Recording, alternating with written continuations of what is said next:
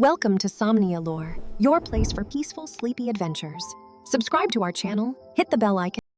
It begins with a hush, like the sound of wind curling through a half-open window in the middle of the night. The child was born into a house of many voices, though not all of them belonged to people who could be seen. Some came from the corners of quiet rooms, soft and assuring, speaking names that were never written on any paper but somehow still felt like kin. The house itself seemed to breathe with stories. Walls held laughter that did not echo. Footsteps crossed wooden floors, though no one walked there. For most, such oddness might have been troubling. For the child, it was only the shape of life, familiar and constant. He grew up believing memory was a place as real as the garden outside, and love could arrive not only through faces but through feelings that appeared like sudden warmth in the chest. On the first nights he could remember, clearly, there was a wedding, bright music, voices clapping in joy, fabric fluttering in the air, like birds taking flight. He did not know whose wedding it was, perhaps no one's at all, but the picture never left him. He would close his eyes and see candlelight spilling across a table, the shimmer of glasses raised in a toast, and a smile from someone whose features were always blurred. It lingered in him like a secret lantern, a gentle flame that cast more comfort than confusion. Sometimes he whispered it to himself before falling asleep. There had been a wedding, once. It mattered, even if it never happened. His early years unfolded slowly, a mixture of laughter, quiet mistakes, and the company of companions who may or may not have been real. He could never say for sure which of the friends he played with in the yard had truly been there, but their voices stayed long after the games ended. They told him stories of stars that hummed songs and rivers that carried memories like leaves. He listened with a trusting heart. What mattered to him was not whether these voices were true, but that they made him feel less alone.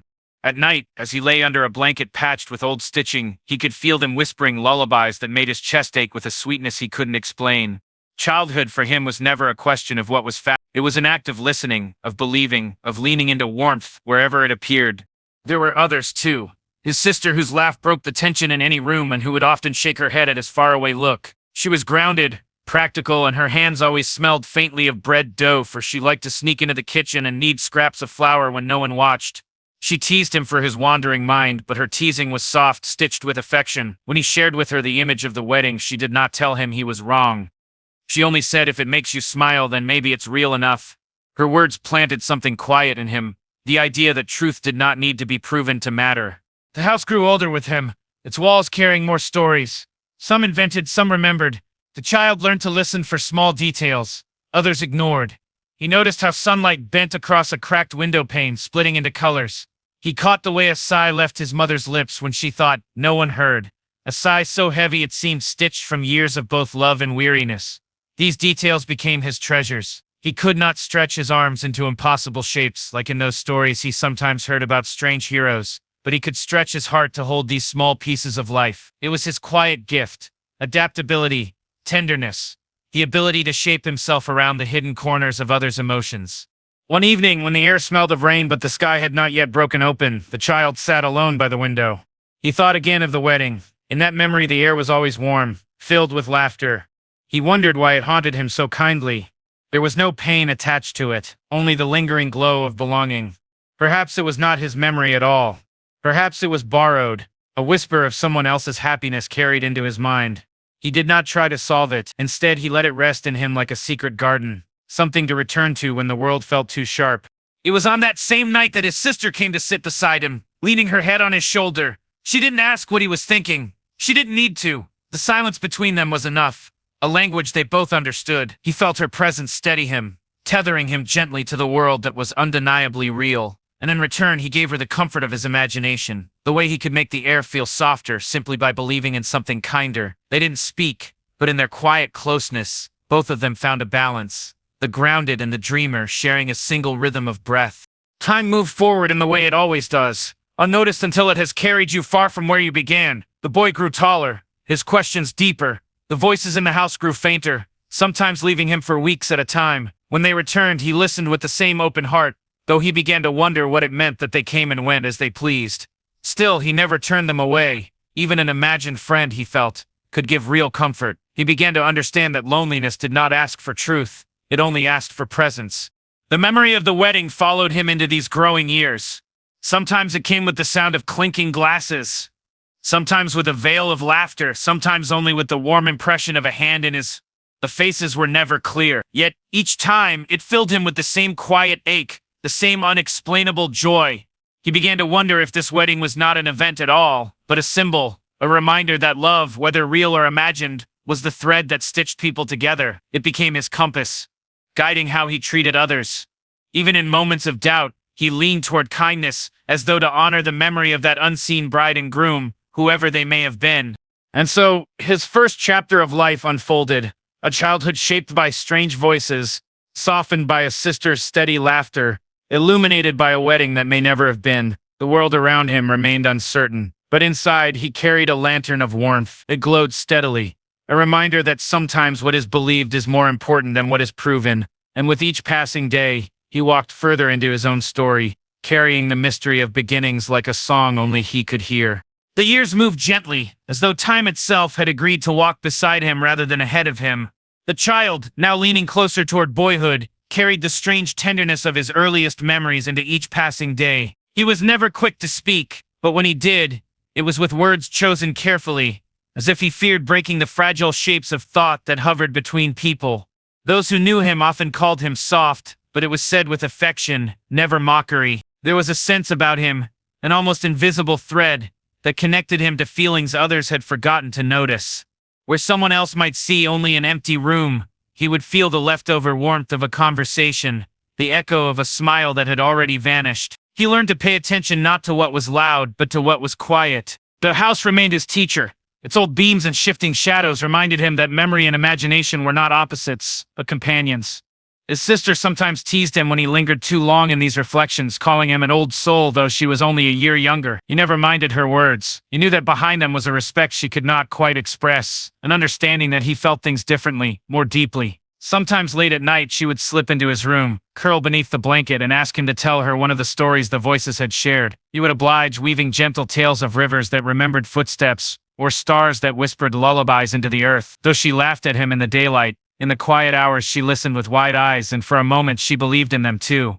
It was during one of those nights that he spoke again of the wedding. The image had grown no clearer, but its presence was steady, like a pulse. He described to her the lanterns hanging low in the air, the table set with dishes that never seemed to empty, the feeling of joy as thick as honey in the room. She asked him, half curious, half playful, if he thought it had really happened. He answered not with certainty, but with a simple truth. It doesn't matter if it happened. It matters that it feels like it did. She turned those words over in her mind for a long time, and though she never admitted it aloud, she found herself carrying them with her as a kind of comfort, a soft shield against the sharper parts of life. As he grew, the outside world called to him more often. The garden became his second home, a place where he could see things change in ways that made sense. Seeds pushed through soil, stems stretched toward the sky, and blossoms opened with patience rather than urgency. He liked the honesty of plants.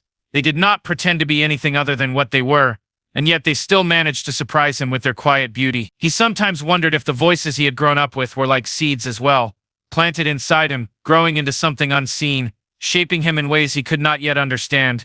When he watered the garden, he felt as though he was tending to those memories too, giving them a place to root. But even gardens carry shadows. Not every seed sprouted and not every bloom endured. He began to notice the absence as much as the presence, the way a withered leaf curled in on itself, the way petals fell silently to the ground. These small losses stirred something in him, a recognition that endings were as natural as beginnings. He did not mourn the fallen petals. Instead, he tried to remember the way they had once caught the light. It became a practice, almost a ritual, to honor what had passed without clinging too tightly. Perhaps this was why the wedding memory remained untouched by sorrow. It had no ending, only a glow that stayed. The more he watched the world, the more he realized that people too carried their own withered leaves, though most tried to hide them. He saw it in the tired eyes of neighbors, in the way adults sometimes laughed too loudly, as if covering over a silence they feared. His gift, if it could be called that, was to notice these things without judgment. He learned to sit beside people without demanding words, offering his presence as quietly as the garden offered shade. Some found comfort in him, though they could never quite say why. He was, in his own way, a keeper of invisible things. There was a friend he made in those years, though whether the friend had ever been real became uncertain with time. They met first in the corner of the yard by the old wooden fence where ivy curled like handwriting across the slats. The friend's laughter was sharp and playful, always arriving just when he felt most alone. They played games that stretched the hours into something timeless, chasing shadows and inventing stories that felt as solid as any truth. He never asked where the friend came from, and the friend never explained. Their companionship was built not on explanations, but on shared joy. Years later, when he thought back on those moments, he could not decide if the friend had been a memory parasite, an illusion stitched into his mind, or a real companion who had simply vanished. What mattered was how real the laughter had felt, how deeply it had carved into his heart. The sister, though, remembered nothing of this friend. When he spoke of them, she only tilted her head and smiled in that way she did when humoring him. Yet she never told him to stop. She allowed him his stories, his voices, his half-seen companions, perhaps because she sensed they gave him something she could not. In this way, their bond deepened, not in shared experiences, but in shared allowance. She let him be who he was without pulling him back to the ground, and he in return offered her the gentle world of his imagination. As the seasons turned, he began to notice a shift. The voices of his early childhood grew softer, like music fading into another room. They no longer filled the house as they once did. He wondered if he had outgrown them, or if they had simply moved on. A part of him missed their constant company, yet another part welcomed the quiet. It gave space for his own thoughts to stretch, to become his own. Still, when the wedding returned to him in dreams, or in sudden flashes during the day, he welcomed it like an old friend. It never asked anything of him, never demanded proof. It only glowed, reminding him of joy without source, love without reason. In these tender shifts, a lesson began to shape itself. Life was not about proving what was real, but about honoring what gave warmth. Whether born of memory, imagination, or truth, the moments that made the heart gentler were the ones worth carrying forward. He held onto this thought as carefully as one might hold a fragile lantern in the dark. And as he walked further into his growing years, he did so with a strange certainty that even in a world of illusions, there was always something worth believing in, always a thread of light to follow. He carried those quiet lessons from the garden and from the fading voices into the years that followed, moving with the slow certainty of someone who had learned early that life was stitched from both presence and absence. By now he had grown into the early stages of youth, tall enough to look out over the fence where once he had crouched to meet the laughter of that mysterious friend. The ivy was still there, curling in its patient green handwriting across the boards. Though the friend's laughter had long since disappeared, he would sometimes pause there, his hand resting on the wood, waiting for the echo of a sound that no longer came. Yet even in the stillness, he felt no bitterness. Absence, too, had become a kind of companion, teaching him how to listen to silence without fear. His sister was growing with him, her days filled now with more responsibility than play. She had begun to help their mother more often, her hands dusted with flour, her arms strong from kneading bread, her eyes quick to notice when something needed doing. She teased him less now, not because her affection had faded, but because life demanded more of her. Still, she carried the same warmth, and sometimes, late at night, when both of them were too tired for words, she would sit by him in shared quiet. Those moments bound them together in ways stronger than laughter ever could. She had become his anchor, a living reminder that no matter how uncertain the world grew, love could still be simple, steady, and near. The boy's inner world, however, never stopped weaving its quiet tapestries. He noticed more than ever the subtle shifts in people, how his mother's smile always carried a shade of tiredness, how neighbors spoke in bright tones that did not quite match the heaviness in their eyes. He had learned to sense the difference between what people said and what they truly felt. Sometimes he would respond not to their words, but to their silences, offering them a softness they did not know they had asked for. And though many never acknowledged it, some walked away from him lighter, as if a hidden weight had been lifted simply by being near him. The wedding memory returned often in these years, more persistent than any of the fading voices. It grew not in clarity but in depth. The faces remained blurred, yet the feeling of belonging grew sharper, more insistent. He began to realize that this memory or dream, or whatever it was, had quietly shaped him. It had given him a compass, pointing him always toward connection, toward tenderness, toward the invisible ties between people. Even if it had never truly happened, it was as real to him as the soil beneath his feet. It reminded him of what mattered, not the certainty of truth, but the certainty of love.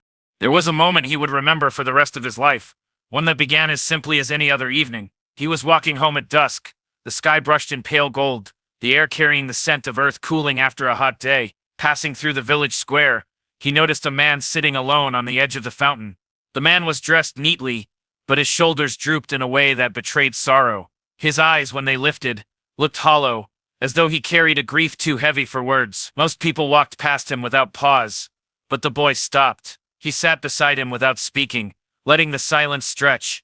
After a long while, the man sighed, a sound so deep it seemed to come from years of unspoken sadness. Without knowing why, the boy reached out and placed his hand gently over the man's. No words were exchanged. Yet something shifted. The man's shoulders lifted slightly, and when he finally stood to leave, he placed his hand briefly over the boy's in return. They never met again, but that night, as he drifted to sleep, the boy realized that kindness did not need to be remembered to matter. It only needed to be given. These small acts began to shape him as much as the voices once had. He became known quietly, not for brilliance or strength, but for presence. People began to seek him out in moments of uncertainty, not because he had answers, but because he knew how to listen. He discovered that listening itself was a kind of gift, an invisible one, but powerful all the same. He did not see it as anything extraordinary. To him, it was as natural as breathing, but to others it felt rare, a light in places that had long gone dim. And yet beneath this steady growth, a current of mystery remained. The wedding memory, unchanged in its blur, began to stir questions he had never dared to ask. Why had it stayed when all else had faded? Why did it return in dreams so vivid that he sometimes woke with tears on his cheeks, or laughter in his chest? He wondered if the wedding was not a memory at all, but a promise, something waiting for him in the future, rather than something anchored in the past. This thought both comforted and unsettled him, for if it was the future, what would it mean when he finally reached it? One evening he shared this thought with his sister. She listened, her hands resting still for once, her eyes catching the fading light of the window. She did not dismiss him, nor did she claim to understand. Instead, she said softly, "Maybe it's not about when it happened, or if it will happen. Maybe it's just about reminding you what love feels like." He sat with her words, letting them sink into him like water into thirsty soil. She had spoken what he had always felt, but never put into words. Love was the thread, and the wedding was simply its symbol, a way for his heart to remember again and again what truly mattered. From that moment on, he no longer feared the uncertainty of the memory. Instead, he carried it as one might carry a lantern into the dark, not to erase the shadows, but to walk alongside them. The world, he realized, would always be filled with questions about what was real, what was imagined, what was remembered, what was lost, but he no longer needed answers to walk forward. What he needed was to keep believing in the warmth that had guided him since his earliest days. The warmth of voices, laughter, and a wedding that may or may not have been. And so as youth deepened into something steadier, he walked with quiet confidence into the unfolding mystery of his life, carrying with him not only the memories of what was, but the promise of what could be. The lantern within him glowed on, steady and unwavering, a gentle flame that no absence could ever fully extinguish. He grew older still, though the softness that had defined him never hardened as it so often does when childhood yields to the weight of years. Instead, it deepened, becoming less like a fragile thread and more like a steady current beneath everything he did. Those around him began to notice it more clearly, the way he listened without rushing, the way he carried both joy and sorrow as if each were precious stones to be held, turned gently and understood. His presence was no longer just the quiet comfort of a child, but something more enduring, a quality that drew people to him without their knowing why. The wedding memory remained his constant companion, unchanged in clarity, yet growing heavier with meaning. He began to sense that it was more than an idle dream. It was teaching him something about connection, about belonging, about the unseen bonds that tied people together even when their paths did not cross for long. Each time the vision returned, lanterns glowing, music swelling, faces blurred but warm, he felt it shaping him, guiding his choices, urging him to carry love forward in ways both small and immeasurable. There was a day when his sister noticed him sitting again by the fence, his hand against the old ivy. She asked him if he was waiting for someone. He answered honestly, he did not know, but what he did know was that sometimes waiting itself was a kind of faith, a way of honoring the possibility that something or someone might return. She studied him for a moment, and though she did not fully understand, she did not laugh. Instead, she sat beside him, resting her back against the wood, and they shared the silence together. It was in moments like this that their bond deepened, not through explanations, but through presence. The seasons continued to turn. The boy, now more of a young man, began to step beyond the house and the garden more often. He wandered into the village, into the fields, and further still into quiet paths, where trees leaned together like old friends whispering secrets. He felt at home in these places, as though nature itself recognized the gentleness in him and opened its doors without question. He often lingered by streams, watching the water carry leaves and twigs as though they were memories set free. He thought of how easily time carried things away, and yet in watching, he discovered a kind of peace. Perhaps nothing was meant to stay unchanged. Perhaps the value of a moment was in its passing. And still the wedding glowed within him. Sometimes it visited his sleep with such vividness that he woke certain he had only just returned from it. He could almost taste the air, thick with the scent of flowers and candle wax, hear the echo of laughter caught in rafters, feel the weight of a hand pressing his shoulder as if he were part of something sacred. These dreams left him both comforted and unsettled, stirring questions he did not yet have the language to answer. But rather than resisting them, he let them live inside him, carrying them as one carries a song they cannot forget. There were others who came into his life during these years. Friends who were real, tangible, and undeniable. They were drawn to his calm, though at times they could not fully grasp the depth of his silences. One friend in particular became dear to him, a boy with quick wit and restless energy, always eager to pull him into new adventures. Their companionship was filled with laughter and long walks, with shared secrets and sudden arguments that always ended in reconciliation. Yet even in the joy of this friendship, the boy could not shake the sense that something unseen hovered between them, as if shadows of the past or dreams of the future walked with them, unseen but felt. He wondered if perhaps his friend was connected to that strange wedding memory, though he never dared to speak it aloud. It was in one of their wanderings that they stumbled upon an old abandoned hall on the edge of the village. The roof sagged and ivy consumed its walls, but inside the light broke through in shafts that illuminated dust like falling stars. The boy felt his breath catch. There was something about the place, its emptiness, its echoes that stirred the wedding in his mind. He could almost see the lanterns again, the blurred faces, the feeling of belonging. His friend, oblivious to his inward reverie, ran through the hall, his laughter bouncing off the broken walls. The boy stood still, heart racing softly, as if he were standing on the threshold of a memory that had chosen this place to reveal itself. Yet nothing more came, only the silence of dust settling. That night he lay awake long after his friend had gone home. The image of the hall stayed with him, not as a revelation, but as a reminder that the boundary between memory and imagination was thin, fragile, and easily crossed.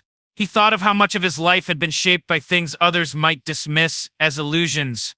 And yet here he was, shaped by them, guided by them, living by them. The truth, he realized, was not always in whether something had happened. The truth was in the way it left its mark. His sister, noticing his quietness in the days that followed, pressed him gently until he spoke of the hall. She listened carefully, and when he finished, she touched his arm and said, "Maybe the wedding is not about the place or the people. Maybe it's about how you've always known that love belongs to you, even before it arrives." Her words sank into him, filling spaces he had not known were empty. For the first time, he began to understand that the wedding might not be a mystery to solve, but a gift to carry, a reminder of what he was meant to give to others and of what he deserved to receive. As this understanding took root, he noticed his way of moving through the world changing. He was no longer simply waiting for voices to return or for memories to explain themselves. Instead, he began to shape his life in small, intentional acts of kindness, as if building his own ceremony out of moments. Helping an elder carry water, staying beside a crying child until the tears faded, listening to someone who had long been ignored. These became his offerings, his vows to the unseen wedding that had always guided him. And though he never said it aloud, each time he gave kindness, he felt closer to that elusive moment of belonging, as though he were walking slowly toward the blurred faces, the glowing lanterns, the laughter that had once seemed so distant. And so, as Chapter 4 of his life unfolded, it did so with a deeper awareness. He was no longer a boy lost in strange voices, nor only a dreamer haunted by an impossible memory. He was becoming something more, a keeper of love's traces, a guardian of tenderness, a quiet hero whose journey was not toward conquest or discovery, but toward the simple and profound act of carrying light into the lives of others. The wedding remained, a mystery still unsolved, yet it no longer felt like something outside of him. It felt like something within, burning steadily, waiting patiently, shaping each step he took into the soft unknown of what was still to come. The understanding that had begun to take shape within him did not vanish with the coming of new days. Instead, it deepened, settling into the rhythm of his life, the way the roots of an old tree sink further into the earth with each passing season. He moved through his village with the same gentle stride, yet those who watched him began to feel that something about him had shifted. His silences carried more weight, his gaze lingered longer as though he saw past the surface of things, and his presence, though unchanged in softness, seemed to carry a quiet strength that had not been there before. That sister noticed first. She would watch him from across the garden as he tended to small tasks, and she saw in him the beginning of something she could not name. Once she asked him whether he still thought of the wedding. He nodded, but his answer was different than before. "It's not something I wait for anymore," he said quietly. "It's something I walk with." She did not press him further, sensing that the words he had given her were only a small part of what he felt. Yet even as he carried this new understanding, the world around him did not remain untouched. The village had its own stories, its own currents, its own burdens. Whispers of change began to weave through conversations about crops failing in certain fields, about distant roads where travelers spoke of unrest, about shadows gathering in places the villagers did not fully understand. He heard these murmurs in the marketplace, caught them in fragments when elders gathered at the well, felt them in the unease of those who avoided speaking directly. It was as though the air itself was thickening with something unspoken. One evening, as dusk draped itself across the rooftops, he walked beyond the village toward the same abandoned hall where he had once felt the wedding stir so vividly in his memory.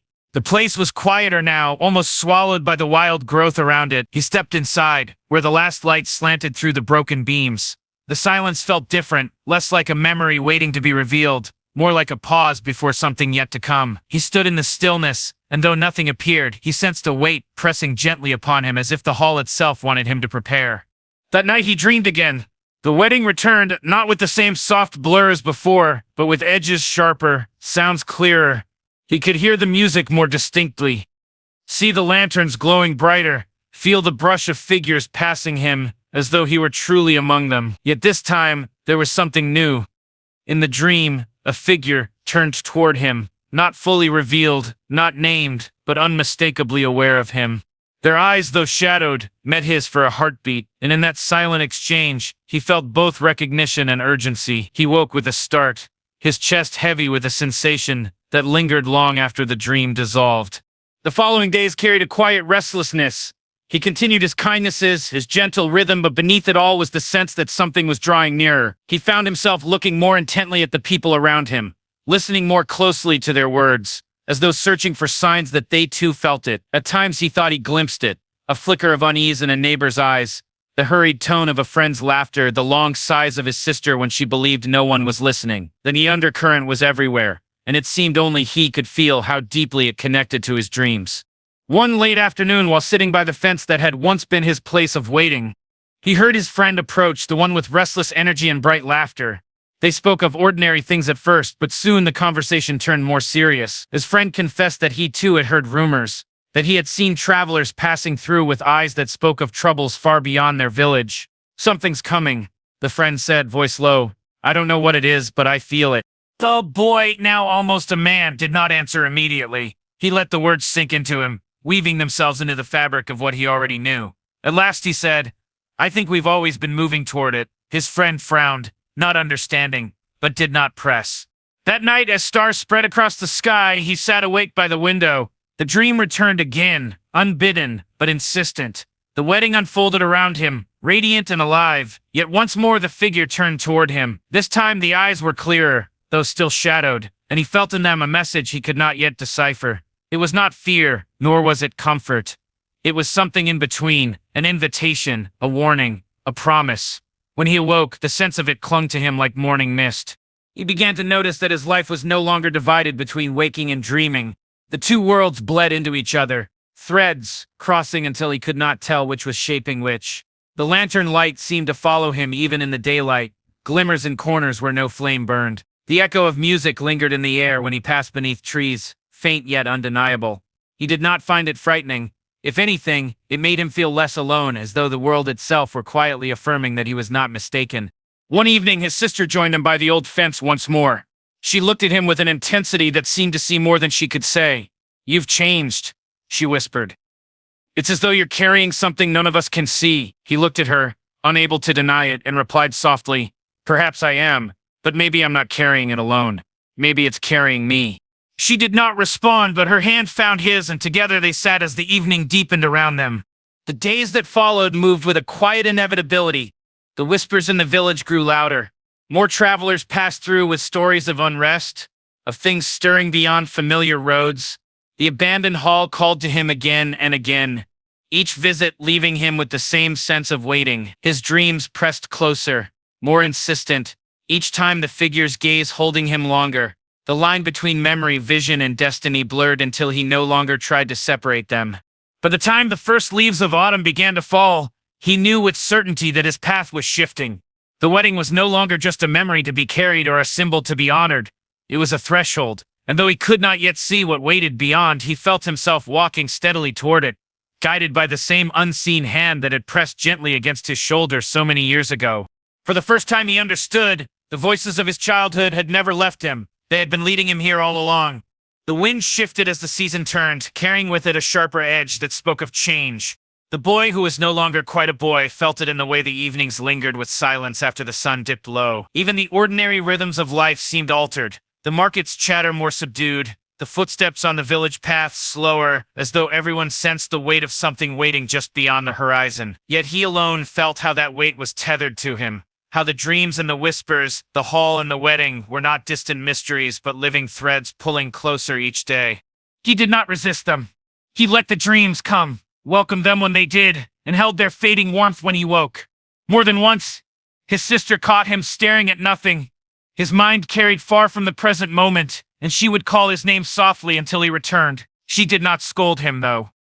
She had learned, as he had, that some silences are not empty, but full, carrying truths that cannot yet be spoken. One evening, as twilight sank deep, he ventured again to the abandoned hall. The building seemed less forgotten now, as though time itself had chosen to keep it intact for his sake. The vines that once threatened to swallow its walls had stopped spreading, curling back like respectful hands. He walked across the threshold, the wooden floor groaning faintly under his steps, and stood where the altar had been. He closed his eyes, and at once the dream rose around him, not in sleep but in waking. The laughter, the flickering lanterns, the warmth of people gathered together, it all pressed close, alive and pulsing, though no one else could see it. Then, as if guided by the rhythm of his own breath, he felt the figure again. The one who always turned toward him, whose eyes pierced through veil after veil. Only this time, he thought he almost knew them. A recognition stirred in his chest, aching and familiar, as if the figure were bound to him in ways he had always known but forgotten. Their gaze lingered longer than ever before, and though no words passed between them, he felt the weight of an unspoken vow settle in his heart.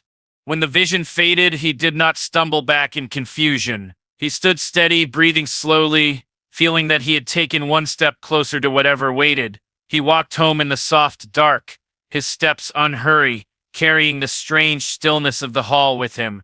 That night he dreamed not of the wedding alone, but of the village itself. He saw its streets under moonlight, saw his sister standing by the garden fence, saw his friend wandering restlessly with eyes full of worry. He heard voices whispering, not only the kind that had once lulled him as a child, but new voices familiar yet stretched, as though they came from the future calling back to him. Be ready, they seemed to say, a phrase so gentle it was more like a lullaby than a command. He woke with the echo of it humming softly in his chest. The next morning his friend came again, restless as ever, but with news that unsettled them both. Travelers passing through had spoken of places far beyond where unrest had turned to fracture, families leaving their homes, bonds breaking, trust unraveling, like old thread. His friend's voice trembled as he recounted it, his usual brightness dulled. It's reaching closer, he said, eyes darting like a bird searching for a place to land. Soon, it won't be just stories from strangers. The boy listened, his calm steadying them both, though inside he felt the truth of it stirring. Then we will not be unprepared, he replied softly. His friend looked at him with a mixture of confusion and awe, as though sensing that he carried something unseen, something more enduring than worry. As days folded into nights, he found himself drawn more often into small acts of presence. Sitting quietly with his sister when she grew anxious, sharing silence with his friend rather than chasing away his fears with empty reassurances. Helping neighbors without being asked, in ways so subtle they barely noticed until after he was gone. These were not grand gestures, but they were steady, like stones laid into the foundation of something lasting, and with each act, he felt the dream world and waking world braid closer together, as though kindness itself was the thread that bound them. One late evening, as the first chill of autumn wrapped around the village, he stood once more under the stars. The sky stretched wide, its silence almost tender, and for a moment he thought he heard the faint echo of wedding music woven into the wind. He closed his eyes and let it wash over him, not needing to understand every note. Somewhere within, he knew this was not a summons to prepare for some battle or test of strength, but for a gathering of hearts, a union of truths, something that could only be met with openness. His sister joined him, wrapping a shawl around her shoulders. She stood beside him without speaking for a long time, their breaths visible in the cooling air. At last she whispered, "Do you think whatever is coming will take you away from us?" He turned to her, the weight of the question pressing into him. He did not want to lie, but neither could he give her certainty. So he placed his hand over hers and answered, "It may carry me far, but it will never take me away." She nodded, her eyes glistening in the starlight, and leaned her head gently against his shoulder. The days ahead were quieter, but the quiet was not ease. It was anticipation. He felt it in every glance exchanged between neighbors, in every story carried by travelers, in every restless stir of the wind. Yet with each passing moment he felt less like a boy waiting, and more like someone already walking within the current of what was unfolding. He had not chosen it, yet it had chosen him, and in that there was a strange kind of peace. And so, under the gathering dusk of a world tilting toward change, he began to accept that the wedding of his dreams was not merely a memory, nor merely a vision, but a threshold he would one day have to cross, and perhaps, when the time came, he would not cross it alone. The days moved forward with the steady rhythm of autumn, yet beneath their familiar surface something had shifted. The village still bustled with ordinary life, fields tended, doors mended, bread baked, but every sound seemed to carry a faint echo, as though some greater silence pressed close around it. The boy who had grown into something quieter, steadier, felt this most of all. It was not dread, nor was it hope. It was the sensation of standing on the edge of a threshold where each step was both ordinary and immense. The dreams did not fade. If anything, they grew sharper, more insistent, though they never gave him the answers he longed for. The wedding glowed brighter, the figures clearer, the music stronger, and always, the figure at the edge, watching, waiting, met his eyes as if urging him forward. He would wake with the echo of their gaze lingering, a warmth that was not comfort and not warning, but something balanced between. He began to see signs of unease around him. The neighbors who once lingered at their fences for idle talk now hurried through conversations, their laughter quick and hollow. Children, once careless in their games, now kept closer to home. Travelers passed more frequently, their faces marked by long roads and uncertain destinations, carrying whispers of change from beyond the hills. And though his village remained untouched, the weight of those whispers seeped in like water through stone.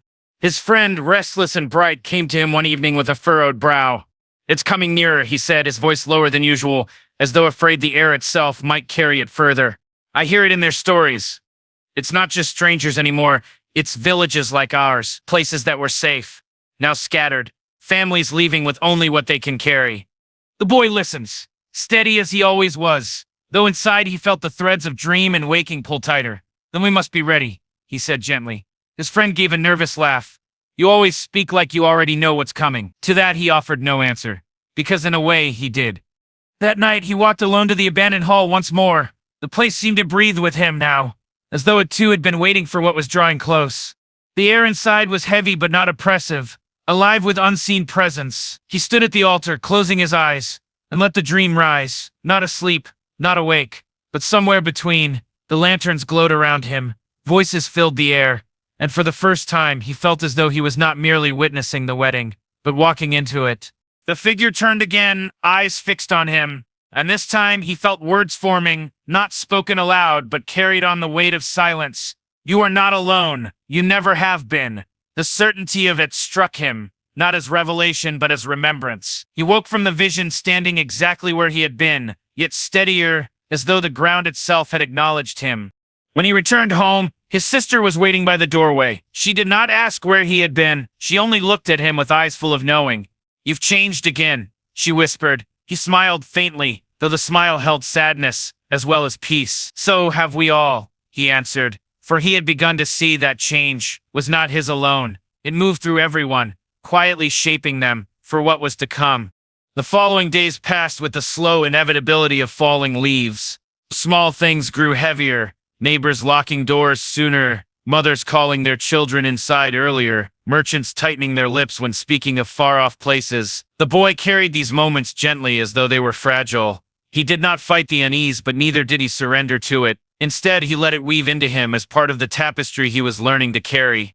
One evening, he and his friend sat by the fence where so much of their waiting had begun. The sun was setting, the sky painted with fading warmth. His friend spoke again of fear, of the possibility that everything familiar might soon change. And though he had no answers, the boy reached out, placed a hand on his friend's shoulder, and simply said, "If it changes, we will change with it." His friend looked at him, startled, and then nodded slowly, as if some part of him had been steadied by the quiet truth. Later that night, as he lay awake, the dream came once more, but differently. The wedding was quieter now, the music softer, the lanterns dimmer.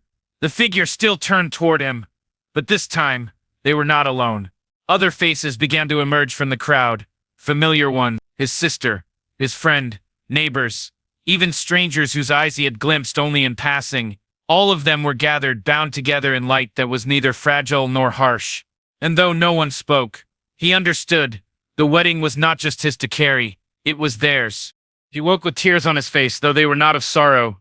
They were the tears of someone who had glimpsed the truth and knew it would not be easy, but also knew it would be worth bearing. The next morning, he told his sister only this: when it comes, whatever it is, we must stay close. Not just you and I, but all of us. She nodded, her hand finding his, as she whispered, "We will." And so, as the season deepened and the silence of change pressed ever closer, he walked each day, not as a boy burdened by mystery, but as someone quietly preparing not for battle, not for glory, but for the kind of endurance that lives in the heart, for the kind of love that binds people together when the world begins to shift. And always, somewhere within him, the wedding bells rang softly, not loud enough to rouse the world, but steady enough to guide him through the waiting dark. The first signs of disruption arrived quietly, so quietly that most of the village dismissed them as coincidence. A cartwheel splintering on the main road, leaving a family stranded until morning. A stray dog appearing in the square, wild-eyed and restless, then vanishing without trace. A flock of birds rising suddenly from the trees at dusk, circling as though fleeing something unseen. Small things, yet they pressed upon the boy's heart with an unease that others only half acknowledged. He felt the threads of his dreams tugging more tightly, their shapes reflected in the world around him, as if what he had carried privately for so long was beginning to spill outward. The air itself seemed different. Days carried a heaviness that had not been there before, a pause in every conversation, a hesitation in every laugh. Neighbors lingered at their doors longer before shutting them, their eyes tracing the horizon as though expecting something to appear. His sister noticed it most keenly. She spoke of how even the plants in the garden seemed slower to rise, their stems bending toward the earth instead of the sky. She was not afraid, but she too felt the weight pressing in. The boy began walking the village more often, not to search for answers, but to let his presence be a balm. He would stop to help an elder with a water jug, sit beside children who hesitated in their play, or simply stand by his friend when restlessness threatened to overtake him. None of these acts were grand, yet each seemed to matter. The people did not say it aloud, but when he was near, their breathing seemed easier, their shoulders a little lighter. He wondered if this too was part of the dream's weaving, the way quiet strength could ripple outward like unseen light. One evening, a storm came suddenly. Clouds gathered with unusual speed, rolling low and heavy, their bellies bruised with thunder. The village prepared quickly, shutters closed, fires banked. As rain fell in sheets, the boy sat by the window, watching the world blur into streaks of silver and shadow. And within the storm's roar, he thought he heard the faint ringing of bells, wedding bells softer than the thunder, but steady, as if carried through the storm just for him. He closed his eyes and listened, letting the sound anchor him. That night, his dream returned with sharper edges than before. The wedding hall was filled with flickering light, the figures moving closer, no longer blurred at the edges. He saw his sister's smile, his friend's restless eyes, and beyond them, faces he barely knew but recognized from the village. The gathering was no longer distant, it was here, pressing into his waking life. And when the figure turned toward him, their gaze lingered longer than ever, filled with something he could not name, not urgency, not warning, but expectation, as though they were waiting for him to step forward. He woke with his heart steady, not racing. The dream no longer unsettled him, it steadied him, even as the world grew more uncertain. He rose before dawn and stepped outside, the air still damp from the storm. The village was quiet, the ground soft under his feet, and for a moment he felt as though the entire world had paused, waiting with him. He whispered into the stillness, "I am ready," though he did not yet know what he was ready for. Days stretched forward, each one carrying signs that something was drawing nearer. A merchant passing through spoke of roads less traveled, of inns closing their doors to strangers. Another told of families moving together in groups, afraid to journey alone. Though none of these tales directly touched the village, they created ripples, quiet fears that clung to even the most ordinary conversations. And always, beneath their words, the boy felt the same thread. The threshold was approaching. His friend grew more anxious, pacing the fence where they often sat. "Why don't you seem afraid?" he asked one evening. frustration spilling into his tone. Everyone feels it. Everyone whispers. But you sit there like it's nothing. The boy looked at him gently and answered, "It's not nothing, but fear won't make it less. Quiet does." His friend frowned, not satisfied, but he fell silent, perhaps sensing that there was a strength in the calm he could not yet understand. The sister, too, felt the difference in him. She watched him with eyes that held both love and sorrow, knowing he was walking a path none of them could follow fully. One night she told him, "Whatever you carry, you don't have to carry it alone." He met her gaze and said softly, "I never have. You've been with me every step." The truth of it settled between them like a soft light, unspoken but steady. As autumn deepened, the nights grew longer, and with them the dreams more insistent. The wedding was no longer a distant event glimpsed through a veil. It was almost within reach. The music swelled around him. Voices filled the air, and the figure at the heart of it all seemed closer, their presence pressing against him as though asking him to finally step forward. He woke each time with the echo of it in his chest, not as a question but as a promise. One late evening, as he stood beneath the stars, his friend and sister at his side, the horizon flickered faintly with light. Not lightning, not fire, but something distant, pulsing softly, too far to name but close enough to feel. The three of them stood together, silent, watching. His sister's hand found his friend exhaled sharply, as though realizing what they had feared was finally near. The boy only breathed slowly, his gaze steady. "It's coming," he whispered, not in dread but in recognition. The air seemed to listen. The village slept on, unaware of what their eyes had just witnessed. But he knew the threshold was closer than ever, and the wedding bells, soft, steady, persistent, seemed to follow him into waking silence, reminding him that every step was both an ending and a beginning.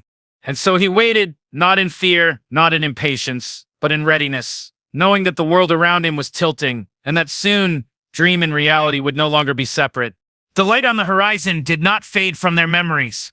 Even as days passed and the sky returned to its usual calm, the image lingered in their minds, a distant glow that had no clear source, neither fire nor storm, yet it stirred something restless in everyone who had seen it. For the boy, it became a quiet certainty, the sign he had been waiting for, the unspoken signal that the veil between his dreams and the waking world was thinning. He carried it silently, knowing that soon the path would no longer allow him to stand still. The village itself began to shift in response. People spoke in lowered voices, their days filled with caution rather than rhythm. Markets closed earlier and gatherings grew smaller, as if the glow on the horizon had crept into their bones. Even those who had not seen it seemed to feel its presence, as though the world itself whispered of something approaching. The boy noticed how the elders looked longer at the sky, how travelers passed through without pausing, and how laughter now carried a weight that it had never borne before. One night, as he walked through the quiet streets, he noticed how the lamps burned differently, their flames trembling though no wind stirred. The sound of his own footsteps seemed louder, echoing against stone as though the village were hollow. He paused, listening, and once again the wedding bells came faintly, weaving through the silence. They were not louder than before, but they felt nearer, their rhythm steady, beckoning. He closed his eyes and allowed the sound to guide his breath until the unease around him softened into something steadier. His sister found him there, standing still in the street. She placed a hand on his arm and whispered, "You hear it again, don't you?" He nodded. She did not ask for proof. She had long stopped needing it. Instead, she stayed beside him, silent, sharing the moment as though she too could feel the faint pull that shaped his nights and now his days. Their friend, however, could not hide his restlessness. The horizon's glow had unsettled him more than anything else. He spoke of leaving, of seeking safety in a place farther away, though he never knew where that place might be. "If it is coming," he said one evening, his voice sharp, "why must we wait for it? Why not run before it arrives?" The boy listened patiently, then answered, "Because it is not something we can outrun. It is not behind us. It is all around us. Running will only carry it with us." His friend scowled, unsatisfied, but beneath his frustration was a fear he could not name. The days grew colder, the air carrying a sharper edge. The boy noticed how the trees bent more heavily, their branches stripped of leaves too soon. The river, once restless, flowed sluggishly, its surface darker than before. Each change felt small on its own, but together they shaped a new rhythm, a new silence that pressed into every waking moment. The boy felt as though the dream was no longer contained within his sleep. It was spreading outward, shaping the world, preparing it for what was to come. One dawn, he woke to find the village blanketed in fog. It was not the usual mist that rose gently from the river, but a dense silver veil that swallowed rooftops and muffled every sound. Stepping outside, he felt the air heavy with moisture, cool and damp against his skin. The world was reduced to shadows, familiar paths obscured, the edges of every house blurred. He walked slowly, each step cautious, until he realized he was not afraid. The fog felt less like a barrier and more like a threshold, a passage into something unseen, and once again, within its quiet, he heard the bells. This time, they were accompanied by something else, the faint echo of voices, laughter, and music carried as though from a hall nearby. He turned toward the sound, straining, but the fog swallowed direction. It was everywhere and nowhere, circling him, drawing him onward. His sister's voice called faintly from behind, grounding him. He stopped, breathing slowly, the pull of the dream meeting the anchor of her presence. When the fog lifted by midday, he said nothing of what he had heard, but the memory clung to him more firmly than ever. That night, when sleep finally claimed him, the dream no longer kept its distance. The wedding was no longer blurred or fleeting. He stepped fully into the hall, the air warm with lantern light, the sound of voices swelling around him. Every face he had seen before was there. His sister, his friend, the neighbors, the elders, all gathered in a circle of waiting, and at the center stood the figure, their eyes fixed upon him with a gaze that held both tenderness and command. The boy felt his breath steady, his steps moving forward, not with hesitation, but with the certainty of one who has always known this moment would come. The figure raised a hand and silence fell over the hall. The bells rang clear and strong, their sound no longer distant but filling every corner, and in that silence the boy understood. This was not a wedding of flesh, nor a union of families, but a binding of worlds, a moment where dream and waking life would no longer be separate. The figure spoke no words, yet their meaning was clear. He was the one who would carry this crossing. He woke with dawn breaking across the horizon, the glow softer now, not threatening but guiding. His chest felt heavy, yet not with dread, with responsibility. He rose and walked outside, the village still asleep, and whispered into the morning air. It is nearly time. The words did not scatter but seemed to settle, as though the earth itself was listening. His sister stirred later that morning, sensing something had shifted in him. She looked at him long, then asked, "What happens next?" He met her gaze and answered, "We do not wait much longer." The horizon remained quiet. The fog did not return, yet everything bore the mark of imminence. The people moved with unease. The animals stirred strangely, and the very air seemed to hum with expectancy. The boy carried himself calmly through it all, steadying those around him, even as within he felt the weight of the threshold pressing closer with every breath. The bells no longer came only in dreams. At times in the hush of dusk, or in the hollow quiet of dawn, he thought he heard them faintly beneath the world's sounds. Always steady, always calling. He knew the next step was near. The wedding was not only his vision, it was becoming the village's fate, and he was no longer only the dreamer. He was the bridge. And so, with calm resolve, he waited, not passively, not idly, but as one who knows the next moment will shape all that follows. The glow, the fog, the bells, the figure, they were all threads of the same weaving, and soon the weaving would close, pulling him fully into the heart of what was to come. The morning that followed felt unlike any other. The boy rose before the sun, drawn not by habit but by a quiet pull, as though the world itself had whispered for him to awaken. The horizon was no longer faintly glowing. It now shimmered with a pale band of light, soft yet unwavering, a glow that did not belong to the sun, nor the stars. The air was still, holding its breath, and even the birds delayed their first song, as if waiting for his step. He walked out into the cool dawn and felt it. The threshold was no longer approaching. It was here. His sister joined him, her face pale in the half-light, her eyes wide with a mixture of wonder and unease. She did not need to ask, for she too had felt it in her sleep, the dream pressing against her heart like an echo that refused to fade. Their friend arrived moments later, restless, his steps uneven. "It's stronger now," he muttered, his voice thin. "I couldn't shut it out last night." The bells, everyone must have heard them. The boy nodded slowly. He had heard them too, but not as a torment, rather as a call. Indeed, by mid-morning murmurs rose throughout the village. People spoke of hearing music that wasn't there, of voices in their sleep, of seeing fleeting figures moving in fog even when the day was clear. Some claimed to see familiar faces, old friends, lost kin, standing in the distance, smiling faintly before vanishing. Fear hung heavy, but so too did an odd tenderness, as though the dream was not only unsettling but strangely kind. The boy walked among them, steadying those who trembled, offering quiet words that calmed more than they explained. His presence itself seemed to anchor the village, even for those who could not name why. His sister moved at his side, watching him closely, realizing with quiet awe that he was no longer simply her brother. He was becoming something more, someone who carried both their world and another within him. That night, as the village tried in vain to sleep, the threshold broke further open. The bells rang not faintly but fully, rolling through every street, every home. The sound was not deafening. It was enveloping, like a tide of music filling every hollow space. Alongside it came laughter, soft and warm, and the glow spread across the sky until it seemed the stars themselves were gathering for some great occasion. Doors opened as villagers stepped outside, unable to remain still, their eyes lifted in awe and fear alike. And there, upon the village square, the boy saw what he had known would come.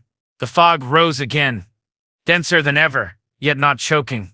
It curled in silver swirls, parting to reveal glimpses of lanterns and garlands, of long tables set with food no one had prepared, of faces smiling in welcome. The wedding hall of his dreams was no longer a place apart. It was pressing into the village itself, its walls invisible yet present, its presence undeniable. The villagers clung to each other, uncertain, some weeping, some calling upon old prayers, while others simply stared in silence. The boy stepped forward, his sister's hand slipping into his forced strength. The figure from his dreams emerged from the shifting veil, their gaze fixed upon him, as calm and steady as it had always been. This time, no one else seemed to question the figure's presence.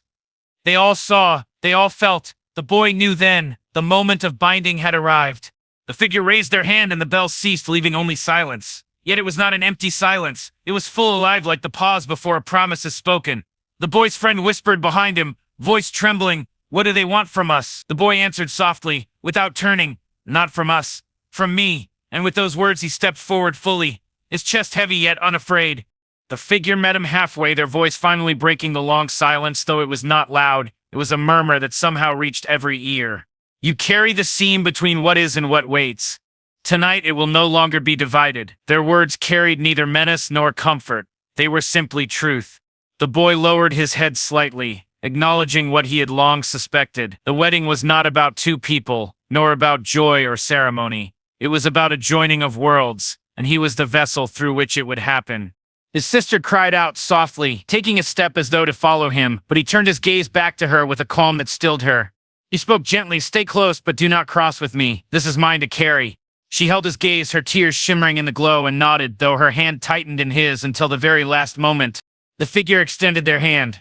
The boy took it, and at once the veil of fog deepened, pulling him into its silver folds. The village blurred behind him, voices muffled, until all that remained was the hall he had always seen. The wedding was in full bloom now, lanterns shining, garlands swaying as if stirred by invisible winds, tables heavy with food that seemed both familiar and strange. Faces turned toward him, each one smiling gently, each one filled with quiet expectation. The boy walked forward slowly, every step echoing with a weight beyond his years. Yet he did not falter. He had walked this path many times in his dreams, and now it was real. At the center of the hall, beneath the highest arch of light, he stood with the figure, and the bells rang once more. Their sound seemed to weave into his very being, as though stitching his breath to the rhythm of the worlds. The figure leaned closer, their voice a whisper only he could hear. "You are not losing one world for another. You are carrying both, and in you they will learn to speak together." The boy closed his eyes, feeling the truth of it settle in him. Not a burden, but a bond. And as the bells rang on, he felt himself expand, his heart stretching wide enough to hold both the waking and the dream, both his people and the unseen. Beyond the hall, the villagers waited, the fog still circling but no longer cold. They felt the silence deepen, then the bells return, and within that sound was a peace they had not known in years. Even the restless friend fell quiet, his fear softening into awe. The sister held her breath, her hand pressed to her chest, whispering to herself, "He's not gone. He's here. He's everywhere." The boy stood taller in the hall of light, and for the first time he did not feel small within it. He belonged to both worlds now, and both belonged to him. And though the joining was not yet complete, he knew it had begun. The threshold was no longer a horizon. It was within him, a seam that would never again come undone. And so, as the night carried on, the wedding bells did not end. They sang gently, endlessly, like a lullaby that carried not fear but calm, not distance but closeness. And in their sound, the boy smiled, knowing that this was only the beginning of what he had been born to bear. The bells did not stop with dawn. They carried through the morning air, softened now, less insistent but steady, like the heartbeat of something vast that had finally been awakened. The village stirred under their sound, not in panic this time, but with a hush that settled into every step, every word. The people moved quietly, as though they had entered a temple without knowing it, and in truth, perhaps they had. The boundary that once divided their world from the boy's dream was no longer clear. The veil had thinned, and life itself now carried the hush of a sacred place. The boy walked among them again that morning, though he did not feel quite the same as before. His steps were the same, his hands were the same, but something within him moved differently, as if his chest carried more than one rhythm.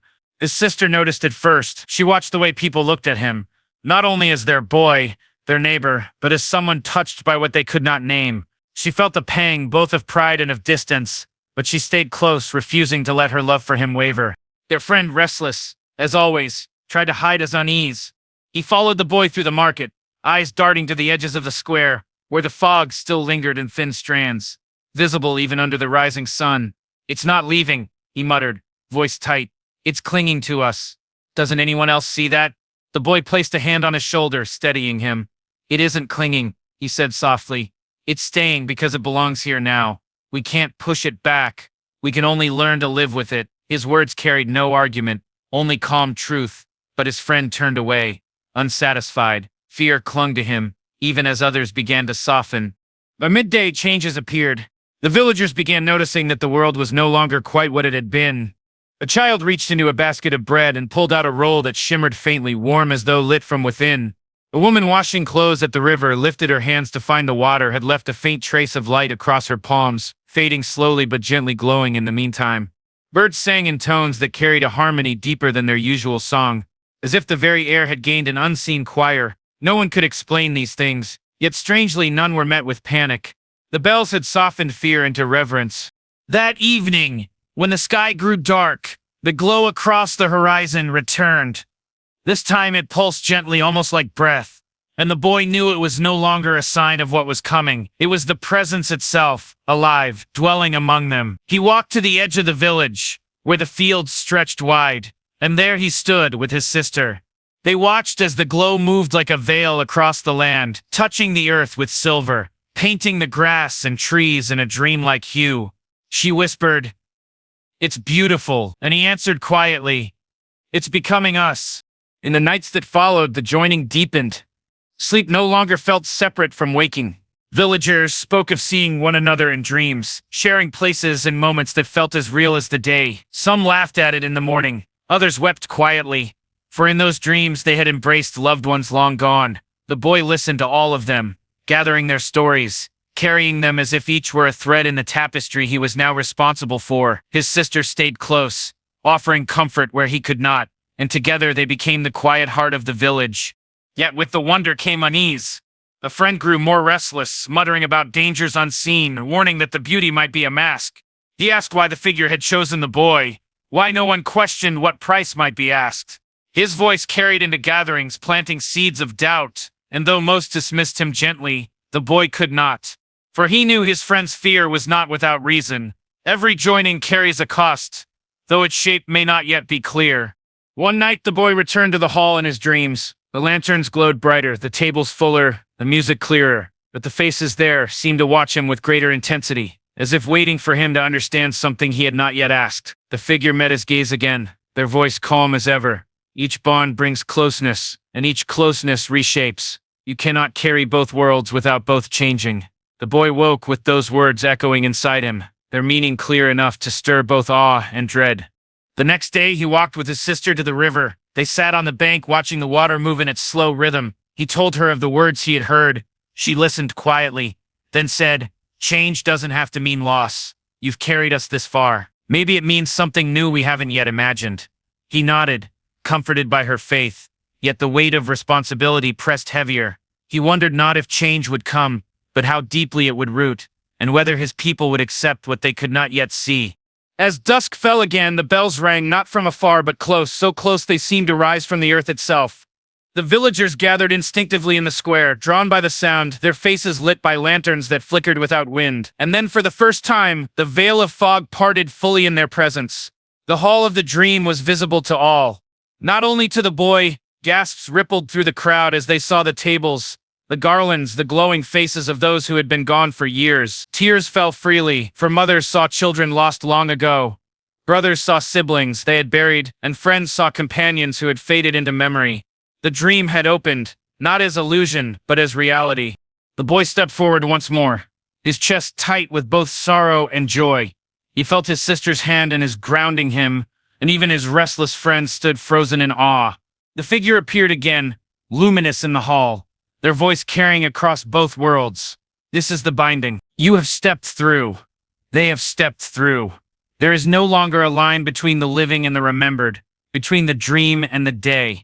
And as the villagers wept, laughed, and reached out with trembling hands toward what they thought they had lost forever, the boy knew the threshold was not only his to bear anymore, it had spread to them all. The joining was no longer waiting. It was happening and nothing could turn it back. The village did not return to its old rhythm after that night. The veil had opened, and once opened it could not be shut again. Days and dreams began to weave together in ways that no one could fully explain. In the morning, a woman baking bread might pause, smiling faintly, because she swore she heard her late husband humming in the corner. At night, children whispered about playing games with friends who had long been buried beneath the earth, their laughter carrying into sleep as if it belonged to the waking world. None of it felt like an illusion. It was too vivid, too near. At first, the people embraced it. They found comfort in these reunions, and the chance to speak with voices they thought they had lost forever. Fields were worked with new lightness, markets filled with warmth, for sorrow no longer weighed as heavily when the absent could be present again. Yet beneath the sweetness of it all, the boy felt a quiet heaviness stirring, like the shadow of a storm beneath a painted sky. The figure's words from the hall lingered in him. You cannot carry both worlds without both changing. The change began subtly. A farmer went to tend his field, but when he looked upon the crops, he found them already harvested, though he had not lifted a hand. A seamstress returned to her loom to find the threads weaving themselves, forming patterns she had never learned, as if guided by invisible hands. At first it seemed a gift, less work, more wonder. But when the farmer tried to sow seeds again, the soil rejected them, turning hard under his fingers. When the seamstress tried to make her own designs, the threads tangled, refusing her touch. What the dream had begun to give, it also began to take away.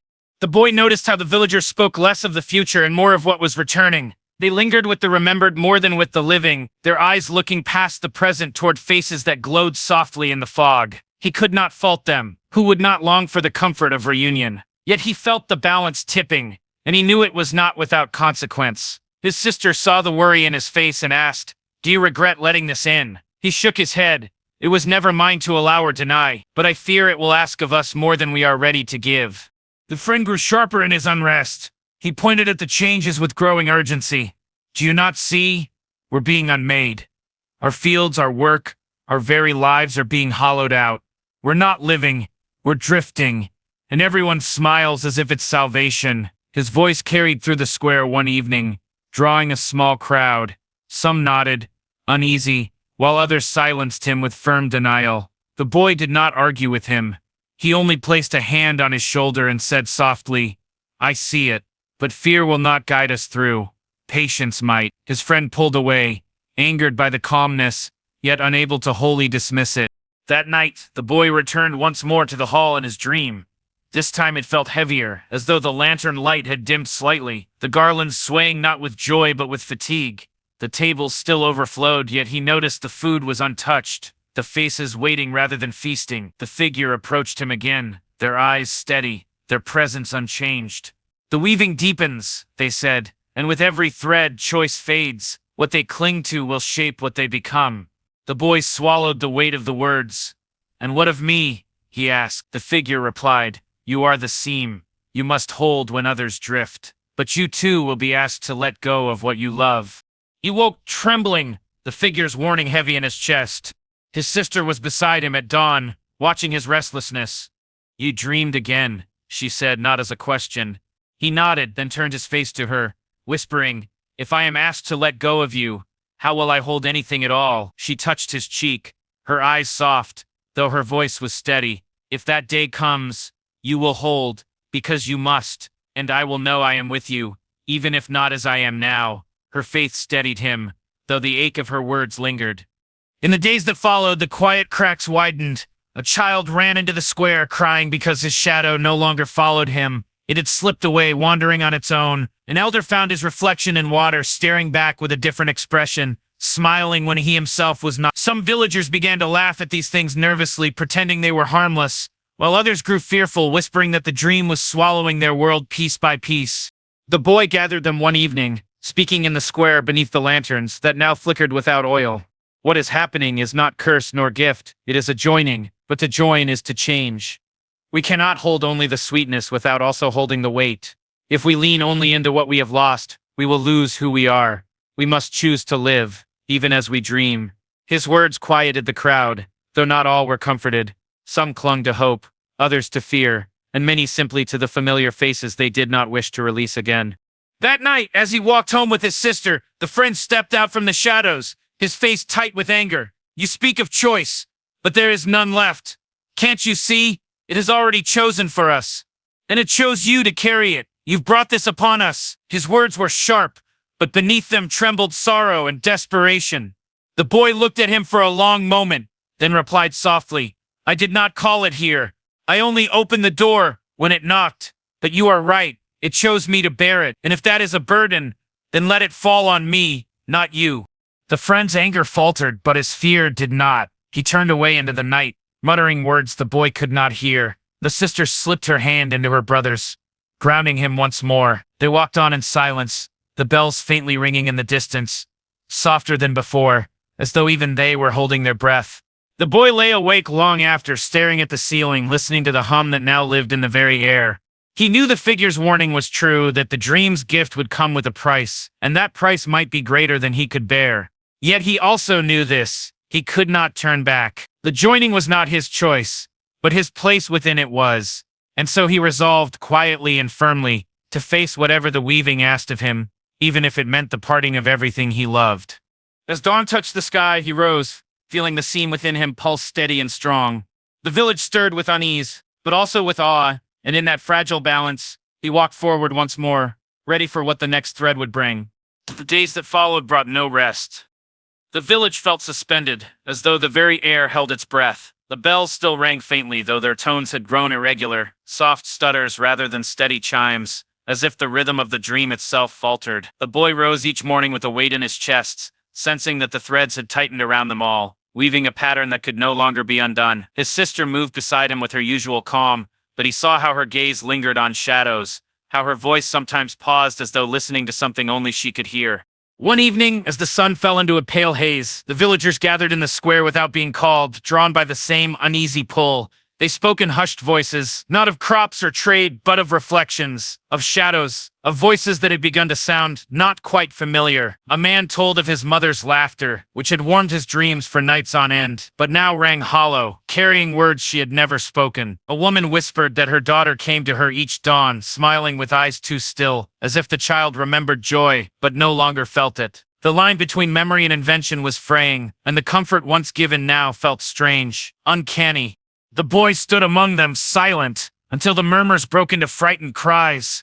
One of the children had run to the well, shouting that water would no longer reflect his face at all. When the others peered in, they saw not only the boy's missing reflection, but shifting shapes staring back from the depths, faces not their own, gazes that followed. Panic rippled through the crowd. Mothers clutched children, elders muttered prayers, and a few turned accusing eyes toward the boy, for was it not he who seemed bound most closely to this unraveling? He raised his voice, steady though his heart trembled. The weaving is not against us, nor for us. It is only what it is, a joining of what we were, what we are, and what we dream. But if we let fear rule, we will lose ourselves before it takes us. His words quieted some, but not all. His friend stepped forward from the crowd, face drawn tight, eyes burning with the fire of one who had carried doubt too long. You speak as though you can guide it, but you can't. None of us can. You've welcomed something that eats at the core of who we are, and every day, it takes more. How long before nothing of us remains? The boy met his gaze, sorrow and affection mingling. You think I called it? But it came because the veil between has always been thin. I am only marked by it, chosen to see. I cannot close it, but perhaps I can hold it steady long enough for us to survive its tide. The friend shook his head, anger sharp. but beneath it trembled grief. You speak as though survival is enough. What if all that's left is hollow? The boy had no answer, for in truth he feared the same, but his sister touched his arm, grounding him once more. She stepped forward, her voice carrying a calm strength. Even if hollow, we are still here, and if we are still here, we can choose how we remain. That is not nothing. That is everything. Her words did not erase the fear, but they softened the edge of panic, drawing silence where moments before there had been chaos. That night the boy returned to his dreams, not by will but by inevitability. The hall awaited him, though now its walls flickered as though made of smoke, dissolving and reforming with each breath. The tables were laden still, but the food glistened with a sheen that unsettled him, beautiful yet unreal. The figure stood at the far end, watching. Their presence was unchanged, but their eyes seemed heavier, as though carrying the weight of countless years. The weaving phrase, they said, the pattern must be chosen soon, or it will collapse upon itself. The boy felt his chest tighten. Chosen by who? He asked. The figure stepped closer, lantern light reflecting in their gaze. By you? You are the seam. Without your choice, it will pull until nothing holds. With your choice, it will settle into form. The boy shook his head, fear rising. What choice is left to me? The figure's voice softened. Not whether the dream remains. It cannot be undone. The choice is what is remembered, and what is lost. To hold everything is to tear the fabric. To hold something is to give the rest away. The boy woke with a cry, his heart hammering. His sister was at his side, steadying him, though her own face was pale. What did you see? She whispered. He told her of the figure's words, and she listened in silence before saying, Then the question is not what we will keep, but what we can bear to lose. He turned to her, aching with the thought. If it asks me to lose you, but she stopped him, pressing her hand against his lips. Do not speak it. If it comes, you will know, and I will accept it. The following days blurred. The weaving grew tighter, dreams spilling into waking hours without pause. Villagers walked with the absent, as though they were living neighbors. Some spoke to shadows that answered back. Others wandered into the woods at night, guided by voices only they could hear.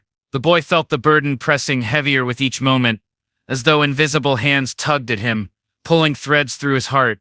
His friend avoided him, unable to mask his bitterness, while his sister stayed close, her presence both anchor and reminder of what was most at stake. One evening, as the sky burned with a strange violet hue, the bells rang out, not faint, not faltering, but strong, clear, resounding as they had not since the weaving began. The sound filled the village, stopping all movement, drawing every soul to listen. The boy knew then that the moment had come, that the choice the figure spoke of was no longer far, but at hand. The bells were not a warning, but a summons.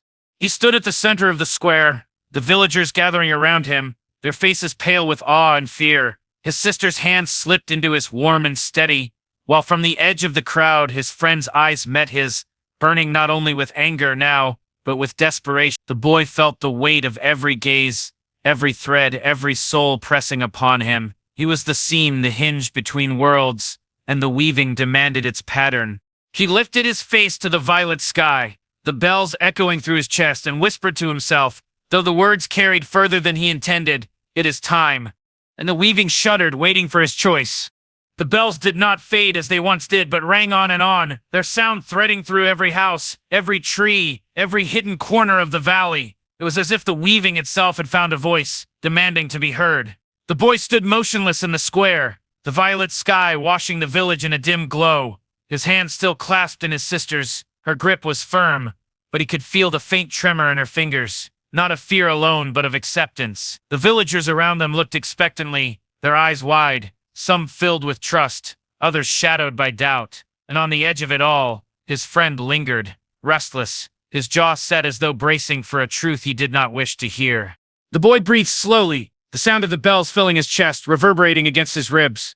He felt the weaving pressing against him, unseen threads tugging at his thoughts, his memories, even his breath. For a moment he thought he might break apart entirely, scattered into the many faces and voices that pressed against him from every side. But then he remembered his sister's words, spoken quietly in the night. We are still here, and if we are still here, we can choose how we remain. He held on to that as if it were the last knot tying him to himself. The figure appeared then, not in dream but in waking. They stepped into the square as though they had always been there, tall and calm, lantern held high, No one gasped or cried out, for the villagers had already grown used to the strangeness of blurred borders. Instead, they simply turned to watch, waiting. The boy's heart pounded as the figure's eyes met his, ancient and knowing, their voice carried clearly over the bells. The time has come. The weaving is taut. It cannot hold longer without form. The choice rests with you. The boy swallowed, his throat dry. What must I choose? His words came softly, but the entire village seemed to lean forward to hear.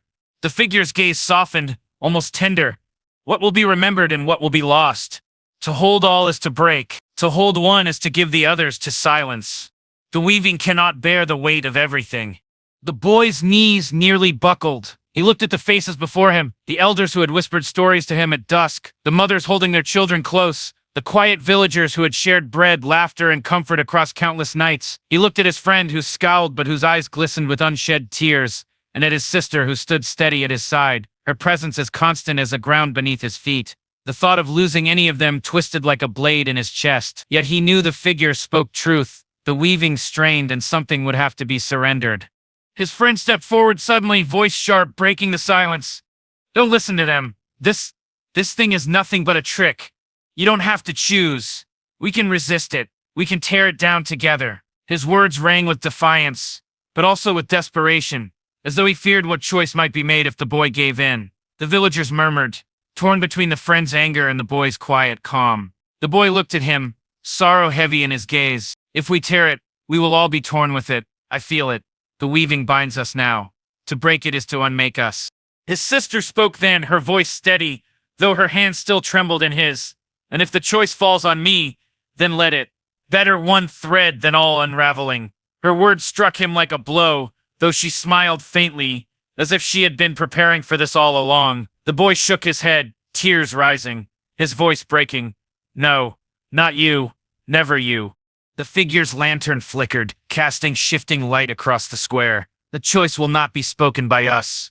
It will be spoken by you. But know this, whichever is given to silence will not suffer, nor will they be erased. They will simply drift into the place where echoes go, and remain there forever beyond reach. The boy felt the world tilt, the air tightening around him. He closed his eyes, hearing not only the bells, but the soft hum of countless voices, pressing against his mind, voices of villagers long gone, of dreams, of those who had never lived but had walked among them in memory. They all waited for his decision. He thought of the first time the weaving touched him as a child, of the wonder and terror of seeing the blurred threads of things unseen. He thought of his sister's laughter, his friend's loyalty turned to bitterness, the warmth of his village, the tender fragments of life that had shaped him. Every memory felt alive, tugging him toward itself. When he opened his eyes, the violet sky seemed deeper, stars faintly flickering in daylight as though watching. He knew then that no choice would ever feel right, but one must still be made. He stepped forward, his voice soft, though the bells fell quiet as if to listen. If something must be lost, let it be me. A hush fell over the square, sharper than any cry. His sister gasped, reaching for him, but he turned to her, tears shining. You gave me everything, your steadiness, your hope. If the weaving must carry something away, let it be me, not you, not them. If I go, at least what I love will remain. It's you.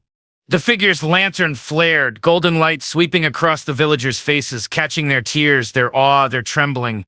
His friend stumbled forward, anger breaking into grief. No, you can't. You've carried this burden all along. It isn't fair. Don't you dare give yourself away. His sister clutched his arm, her voice breaking. If you go, who will hold us steady? Who will carry the weaving when it shifts again? The boy only smiled faintly, though sorrow carved deep lines into his heart. Perhaps it will not need carrying. Perhaps if one thread gives itself, the rest will hold. His words trembled, but they were resolute. The figure raised the lantern higher, and the weaving itself seemed to bow toward the boy, threads of light shimmering all around, brushing against his skin like wind. The choice is spoken, they said, and the weaving will honor it. The villagers wept, though no one cried out to stop him. The boy felt the threads wrapping around him, gentle but unyielding, pulling him towards something vast and endless. He closed his eyes, his sister's hand slipping from his friend's voice breaking into the night, and let himself be carried. And as he drifted, he felt not fear, but peace, an exhale, a release. The bells rang once more, slow and low, and then stilled.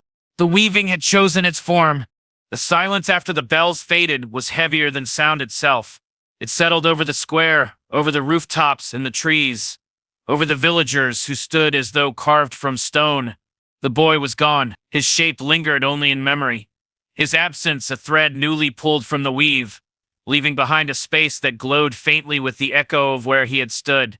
For a long time, no one moved. The villagers kept their hands clasped, their eyes lowered, their hearts unable to grasp what they had just witnessed. His sister remained frozen, her hand still stretched toward the emptiness, where his fingers had slipped from hers. Her breath came unsteady, but no sound escaped her lips. She closed her eyes, and in that silence, she felt him still, not as flesh, not as voice, but as warmth in the air, a gentle pressure that steadied her shaking knees. She whispered his name, not to call him back, but to honor him, to keep him alive in the only way left. The friend, however, broke under the weight. He dropped to his knees in the dust of the square, his fists clenched, his voice tearing from his throat. It should have been me, not him, never him. His grief was raw, unmasked, spilling into the night. But even in his brokenness, he felt something beneath his anger, something deeper. For all his doubts and resentments, the boy had chosen love, and that choice now demanded he carry it forward. His tears fell hot and bitter, but beneath them stirred a fragile resolve. The villagers slowly began to move again. Some wept openly, clutching their children. Others touched the ground where the boy had stood, whispering prayers of gratitude, and as they lifted their heads, they realized the world itself had shifted. The violet glow of the sky had softened into a calm indigo, threaded with stars more brilliant than they had ever seen. The edges of their homes no longer flickered with uncertainty. The shadows no longer stretched unnaturally long. The weaving, once taut and threatening to tear, had settled. It hummed softly like a distant lullaby, steady and whole. In the days that followed, life continued, but not as before. The villagers found that the dreamlike blurs had quieted. Reflections once more held only their own faces. The absences that had walked among them faded into memory, leaving behind no fear, only a quiet reverence. The weaving remained, but no longer pressed against them with urgency. It lay instead like a gentle fabric draped over the valley, a reminder that their lives were part of something larger, unseen yet tender. His sister became the quiet center of the village. She carried his steadiness as if it had passed into her with his last touch. When children asked about the bells, about the night the sky turned violet, she would kneel and tell them of her brother, how he had listened when others doubted, how he had chosen love when fear pressed hardest, how he had given himself so that others might remain. She did not tell it as tragedy, but as gift. He did not vanish, she would say softly. He stretched into the weaving, and now he is everywhere. In the wind on the river, in the hush of the fields at dusk, in the quiet between the bells. The friend remained restless for a time, unable to forgive himself for the bitterness he had carried. He wandered the edges of the forest, searching for the boy's presence, whispering apologies into the dark. Yet slowly, the weight of guilt softened into something else. One evening, sitting by the well where once strange reflections had stared back, he saw only the still surface of his own face, and beside it, faint and fleeting, the shimmer of another. It did not frighten him, it steadied him. He pressed his hand to the water, whispering, "I'll carry it too." And for the first time, he felt peace. Seasons turned, and the village healed. The weaving remained as a soft hum, no longer threatening but guiding, like the distant rhythm of the earth itself. The bells rang only with the hours now, clear and simple, yet each note carried with it a memory of that night, a reminder of the boy whose choice had given the valley its stillness. Life grew quieter, gentler, crops flourished, children laughed, and when villagers dreamed, their dreams were calm, woven not with fear but with echoes of kindness. His sister often walked at dusk when the sky deepened to indigo, carrying a lantern that glowed faintly gold, as if touched by the same light the figure once held. She would pause by the river, listening to its murmur, feeling her brother's presence as surely as if he stood beside her. She no longer wept, though tears sometimes blurred her vision. They were not tears of loss, but of love too large to contain. On the anniversary of that night, the villagers gathered in the square without being called. They stood in silence, no speeches spoken, no rituals needed. The bells rang once, low and steady, and each villager closed their eyes, holding the memory of the boy in their hearts. When the sound faded, they looked at one another with a gentler gaze, carrying forward the legacy of his choice. The friend and the sister stood together at the center, He placed a hand over his chest where the ache still lingered, and she touched his shoulder, steadying him as her brother once had steadied her. In that moment, they understood that the boy's gift was not only survival, but the reminder that even in loss, love could bind them more tightly than fear could break them. And so the story of the boy became not a tale of sorrow, but of quiet strength. His name was spoken less over time, but his presence never dimmed. He became the hue of the weaving itself, the thread that bound the village in gentleness, the soft reminder that even in the face of the unknown, one act of love could steady the world. At night when the stars burned brightest, some villagers swore they could see a faint figure stretched across the sky, not his body but his light, watching over them. His sister would smile at those words, her lantern glowing at her side, and whisper, "Yes, he is still here, and he always will be." Ah! And somewhere beyond the reach of waking, the boy drifted within the weaving, no longer burdened and no longer afraid.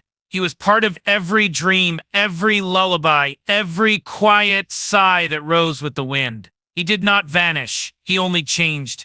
And with that, he stretched into the stars. Thank you for spending this time with us. Sleep well. Everything's gonna be okay, man.